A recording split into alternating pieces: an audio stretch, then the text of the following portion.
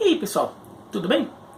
É muito comum a gente ver nas redes sociais a foto posada daquela seleção brasileira de 2006, cheia de grandes jogadores, e todo mundo falando isso que era uma seleção que dava gosto de torcer, essa é uma seleção de verdade, como foi boa a seleção já, e todas as postagens saudando aquela seleção de 2006. Mas não faz o menor sentido. Aquela seleção de 2006 é uma das seleções que mais merece críticas do torcedor. Fez muita coisa errada, mas muita coisa errada. Tudo que a gente critica às vezes das seleções brasileiras nas últimas décadas, e tem a do Tite, a do Dunga, do Filipão, sei lá o que, de várias seleções que a gente critica, essa seleção brasileira juntou todo o pacote, ela fez tudo errado, né? Então ela merece muito crítica, porque ela realmente tinha potencial para ser uma das melhores da história, e na verdade foi uma grande decepção, em alguns momentos até, algumas situações até vergonhosas. E de qualquer forma essa seleção ainda acabou deixando uma memória afetiva em muita gente, que fez com que o jogo entre Brasil e Argentina, a final da Copa das Confederações de 2005, fosse eleito aí pela Globo para passar nesse domingo. Eu estou gravando esse vídeo antes do jogo passar, vocês talvez vejam esse vídeo durante ou depois do jogo, né? Então porque as pessoas estão querendo ver aquele time, tem a memória afetiva daquele time lá do quadrado mágico, sei lá. Mas o que aconteceu que deu tão errado? Primeiro a gente tem que mostrar que é muito diferente, muito mais diferente do que parece, o time de 2005 do time de 2006. O time dos 4-1 na Argentina do time da Copa do Mundo. Não é só um ano de diferença ali. Tudo que vinha acontecendo em torno do time mudou muito o cenário.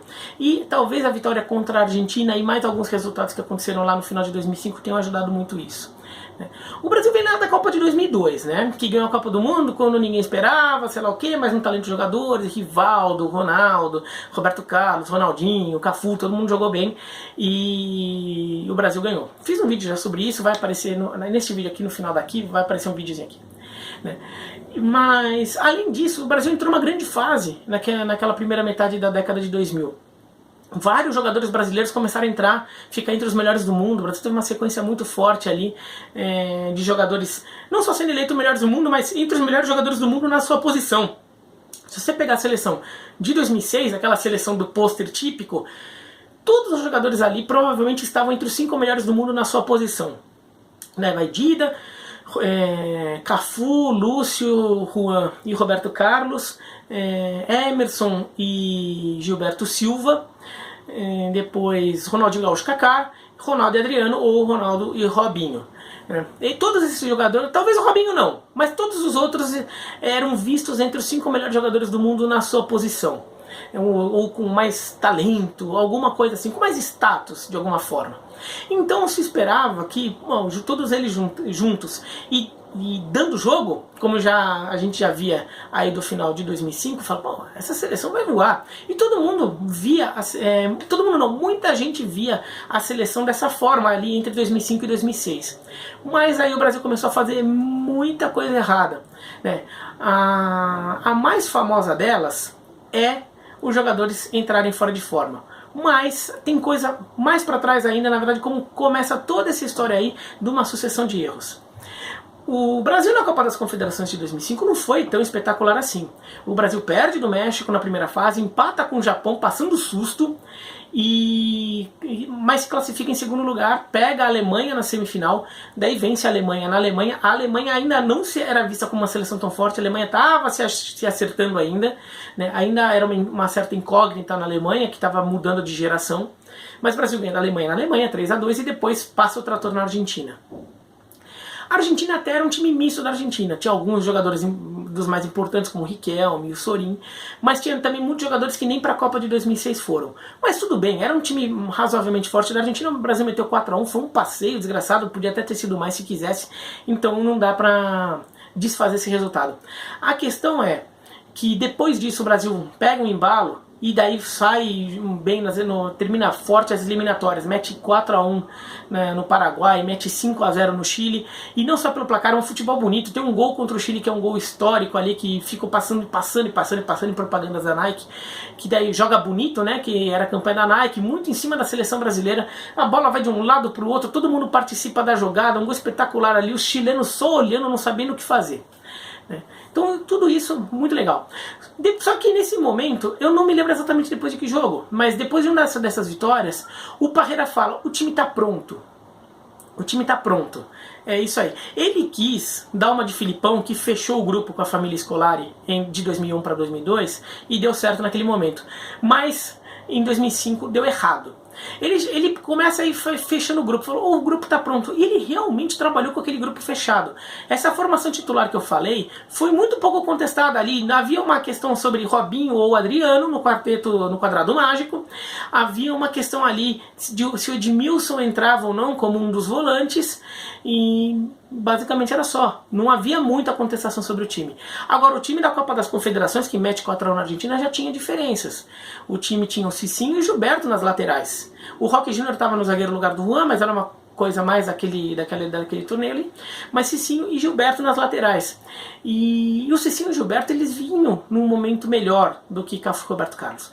Mas o nome do Cafu e Roberto Carlos estava pesando.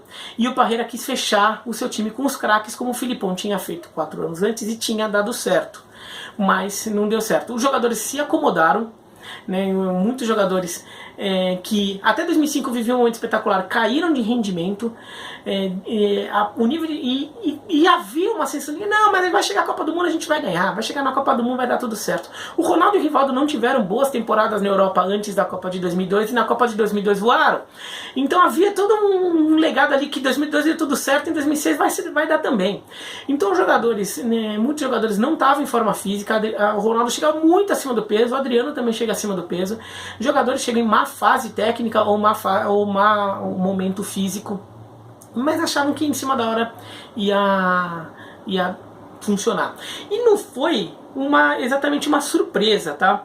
Essa aqui, ó, é uma capa da Placar de fevereiro de 2006, tá? Uma reportagem do Ládio Carmona, aqui, ó, tá abrindo aqui, ó. Perigo. Esqueça o oba-oba do quadrado mágico. A má fase desse trio ameaça o Hexa. Essa reportagem do Lédio Carmona, na Placar de fevereiro de 2006. O Cafu e o Roberto Carlos vinham muito mal. Eles já estavam em fim de carreira e eles vinham mal. E o Dida também não vinha bem. O Dida na Copa do Mundo joga muito bem. Tá? O Dida não há muito o que contestar. O Dida, inclusive, acho que foi o melhor jogador do Brasil na vitória contra a Gana. Se não foi ele, foi o Zé Roberto. Mas ele vai bem na Copa. Agora, o Roberto Carlos e o Cafu não. E parecia muito assim, não, o importante é garantir os craques. E no caso do Cafu ainda tinha aquela coisa da marca de bater o recorde de jogos pela seleção brasileira, que é uma marca que é batida. Então o Brasil estava mais preocupado ali em manter os craques, em proteger os craques e fazer alguns baterem marcas, como o Ronaldo também bater a marca de gols em Copas do Mundo. Ele bate essa marca, ele se torna o maior artilheiro da história das Copas. E o Brasil trabalhou muito nessa, acomodou o grupo e acomodou taticamente também, né? Mas acomodou o grupo, Cicinho vinha melhor, vinha num bom momento. Não que ele devesse necessariamente ser titular, mas se a posição do Cafu tivesse sido colocada mais em dúvida, se a posição do Roberto Carlos e a posição de qualquer outro jogador ali tivesse sido colocada mais em dúvida, talvez o nível de preparação, o nível de concentração fosse diferente. Talvez os jogadores tivessem tratado aquilo com um pouco mais de seriedade. E não foi o que se viu antes da Copa do Mundo. Todo mundo chega num oba-oba desgraçado. Além de tudo, houve uma acomodação tática do time. O Brasil ficou muito autossuficiente no tal do quadrado mágico, sendo que o quadrado mágico clássico, que é Ronaldinho, Kaká, Ronaldo, Fenômeno e Adriano, jogou muito pouco, porque muitos dos jogos, um deles não estava, né, por um motivo ou outro. Esse aqui também é uma capa da Placar de maio de 2006, ó. Eles não podem jogar juntos, né? Matéria do Arnaldo Ribeiro. Esse quadrado mágico é de fato empolgante, mas adversários especialistas acham que o Brasil pode quebrar a cara com ele, né? Então já se via algumas vulnerabilidades. E estava ali, se você quisesse ver. Você pode pegar a primeira fase da Copa das Confederações, que não foi legal, ou o jogo contra a Argentina, em junho de 2005, pouquinho antes da Copa das Confederações. O Brasil enfrenta a Argentina em Buenos Aires pelas eliminatórias e toma um passeio. Toma 3-0 no primeiro tempo, no segundo tempo o ritmo diminui, o Roberto Carlos faz um gol de falta, fica em 3-1. Mas é um passeio da Argentina. A Argentina pressiona muito saída de bola, o Brasil fica meio perdido. Não sabe como lidar com isso e toma o 3-0 em 45 minutos. Aquele time tinha um problema muito grande entre meio campo e ataque. O ataque não ajudava muito na marcação e não voltava tanto, então a comunicação entre meio campo e ataque não era tão boa. A defesa ficava muito vulnerável, porque ela tinha que segurar toda a onda do time adversário. Ainda que fosse uma defesa com bons jogadores, ela estava taticamente vulnerável. E o Parreira não via isso, né? O Parreira dá uma entrevista para a ESPN, mais ou menos no primeiro semestre de 2006, antes da Copa, não imediatamente antes da Copa, mas no primeiro semestre de 2006, falando que ele tinha ido para um congresso, tinha viajado pela Europa para acompanhar os times, e ele estava muito satisfeito em perceber que todos os principais times do mundo estavam jogando como o Brasil, no 4-4-2, que era o sistema tático que mais dominava o mundo e que era o sistema tático que ele gostava e estava adotando na seleção. Não era verdade, aí nem isso era verdade. O mundo já jogava muito no 4-4-2 diferente. O Brasil jogava no 4-4-2 que era 2 volantes e 2 meias, né, que era o 4-2-2-2, que eles chamam na Europa. O mundo já jogava num 4-4-2 com 2 linhas de 4, então o meio de campo ficava com 4 jogadores quando não tinha bola, que alinhavam na frente da linha de defesa. Então criava uma barreira mais forte, deixava a defesa mais protegida. E quando ia pra frente com 3 pelo menos dessa linha, né? Um deles ficava a mais, que era o mais volante, mas os outros 3 avançavam e mais os 2 atacantes. Então você chegava na frente com mais força. Mas mesmo esse esquema já estava saindo de cena, né? Já estava crescendo o uso do 4-2-3-1, né? Que é 2 volantes, um meia aberto pela direita, um meia aberto pela esquerda, um meia centralizado, e mais um atacante só fixo, que era esse 4-2-3-1 que podia ser visto como um 4-4-3 se os 2 meias abertos ficassem mais avançados, seriam 2 pontas, e ficava 4-3-3. O Barcelona já estava jogando assim com o Rijkaard, o Chelsea do Mourinho estava jogando assim, e vários outros times estavam ensaiando ir para esse esquema.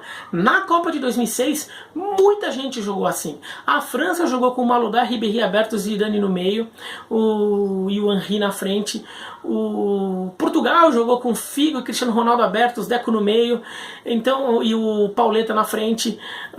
Várias seleções foram adotando essa tática. A Itália jogou um pouco diferente, mas jogou só com um atacante também, né? O Toni, o segundo atacante teoricamente era o Totti, mas ele voltava, então na verdade a Itália ficava num 4-5-1 ali, uma formação um pouco diferente, mas ficava também só com um atacante, mas para também ter força pelos lados.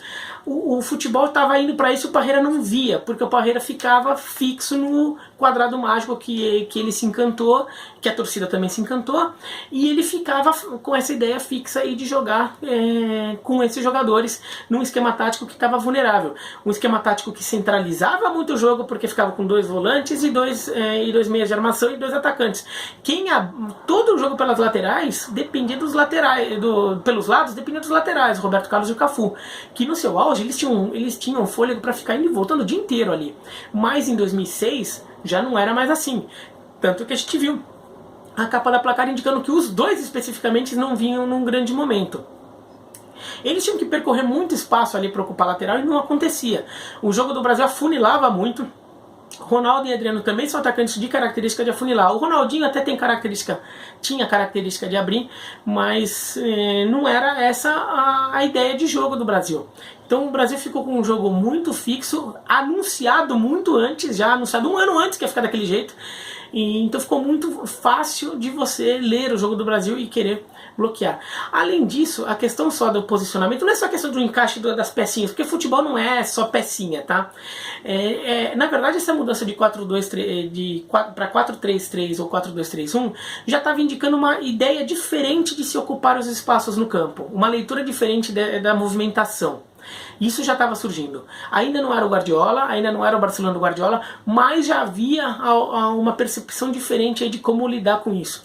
Tanto que o termo tic-tac para a Espanha, para a seleção espanhola, que ganha muita força a partir de 2008 e 2010, com o título de Eurocopa e da Copa do Mundo, que é o mesmo período que coincide com a chegada do Guardiola no Barcelona, tudo, mas o termo já é usado discretamente para a seleção de 2006 da Espanha. Não que ela jogasse no estilo tic-tac, mas é que ela tinha momentos de tic-tac que era até visto como algo, às vezes, pejorativo, como ficar tocando a bola, sem muita objetividade. Mas a Espanha de 2006, ela já tem um pouquinho disso. Se você for ver os gols de Espanha e Ucrânia, vitória de 4-0 da Espanha, tem um dos gols do Fernando Torres, é um gol belíssimo, inclusive, que é um gol que a gente parece muito um gol de futebol desta década, não daquele momento de 2006 em que o futebol ainda não se tinha essa coisa de movimentação tão forte quanto passou a ver. Mas a Espanha já estava indo para esse caminho. A Espanha já havia uma percepção de que isso era uma coisa que podia rolar com aqueles jogadores que a Espanha tinha à disposição. E a Espanha faz isso um pouquinho. Ali começa a surgir alguma coisinha, a gente já vê, e o termo já sendo utilizado. Mas era um termo que é utilizado mais pelos espanhóis ali, uma coisa mais interna, ainda não tinha se internacionalizado. Mas a ocupação de espaço já era vista de forma diferente. Os jogadores, por exemplo, esses meias abertos que viravam pontas, então assim, os jogadores já ocupavam mais espaço, para os zagueiros, para os laterais também não terem tanta carga ali ofensiva. Já se viu alguma coisa diferente, e o Brasil não percebeu. Então, mais um erro da seleção. E daí você vê aquele carnaval de Ivex, com todo mundo, estádio cheio, sei lá o que, ninguém treinando, gente invadindo gramado para abraçar Ronaldinho, tudo. O Ronaldinho e o Kaká foram os dois jogadores do Brasil que chegam, dos super craques ali, do quadrado mágico, os dois que chegam em boa fase, né? Tiveram boas temporadas na Europa. Mas o Ronaldinho acaba se perdendo, faz uma Copa do Mundo muito ruim em 2006, o Kaká não. Ele começa bem, ele é o único jogador realmente bom da seleção no jogo contra a Croácia, faz o gol da vitória, e depois ele até dá umas declarações ali cutucando a preparação da seleção, cutucando a falta de dedicação dos jogadores, a falta de concentração. Ele dá umas cutucadas ali, chamando a atenção, porque depois que todo mundo viu o Brasil naquele jogo parado, horroroso contra a Croácia, percebeu, putz, tá embaçado. Tá embaçado, e esse time aí não ganha a Copa do Mundo. E acabou não ganhando mesmo. Perdeu por 1-0 da França lá nas quartas de final, mas podia ter sido muito pior. Teve até a sorte de ter um grupo fácil na primeira fase, com Austrália, Japão e Croácia. Ainda pegou Gana, que era um time bom, mas Gana foi um pouco ingênua demais também, avançou demais para pressionar o Brasil, viu que o Brasil vinha num momento ruim, Gana se atirou muito e daí deixou o Brasil com muito espaço para contra-atacar. E daí, com os talentos que os jogadores tinham, daí conseguia achar um lançamento, achar um passe diferente. O Brasil acabou ganhando por 3-0, mas o Dida deu umas salvadas lá atrás. Mas é uma seleção que merece muitas críticas táticas, técnicas e físicas. E principalmente de comprometimento, que é o que o torcedor mais reclama do seu time, em qualquer que seja o time, né? O Brasil de 2006 teve tudo isso, não para todo mundo, mas para muitos jogadores, assim, na média, assim, aquela seleção acabou simbolizando isso. Os problemas táticos daquela seleção eram tão claros que o Parreira vai tentando mudar o time ao longo da Copa, né? Zé Roberto entra, o Juninho Pernambucano entra como titular contra a França, mas entra numa posição errada, ele joga muito mal, mas entra numa posição errada, ele entra aberto pela direita, num losango de meio de campo, né, com um volante, 2 meias abertos, Juninho Pernambucano e Zé Roberto, e um meia na frente armando, e o quadrado mágico se quebrou naquele momento. Mas o quadrado, assim, o quarteto, botar 4 daqueles 5 jogadores, daqueles 5 craques. Mas o Juninho jogou com meio aberto, ele nunca fez esse papel. No Lyon ele jogava como um dos meias centralizados naquela linha de 4, quer dizer, estava fora de posição também, acabou jogando mal, né? Mas já se via ali que estava dando problema, o Parreira tentando corrigir, trocar o pneu com o carro andando e não deu certo. Então é isso. Depois da Copa do Mundo, a CBF contrata o Dunga justamente porque ela acha que precisava alguém para botar a ordem na coisa. E uma das primeiras coisas que o Dunga faz é colocar o Ronaldinho Gaúcho e o Kaká no banco. Ele, nas primeiras convocações de ambos, ele põe no banco e fala: ninguém tem posição garantida comigo, vai ter que jogar e ganhar. Claro que depois o Kaká ganhou essa posição, mas o recado que o Dunga queria passar nisso era que ninguém tinha posição garantida, que foi o início do problema lá do Parreira em 2005, quando ele garante posição para todo mundo e o time se acomoda loucamente. Então o Dunga lá, que era um cara que ia dar bronca, gritar na cara, não ia ter medo de craque, e ia botar craque no banco. Essa que era a mensagem que o Brasil tentou fazer quando chamou o Dunga. Mas é isso então, se gostou do vídeo dá um joinha, se não gostou, se inscreve no canal, clica no sininho para receber a notificação, comenta aqui embaixo o que você se lembra daquele time e tchau!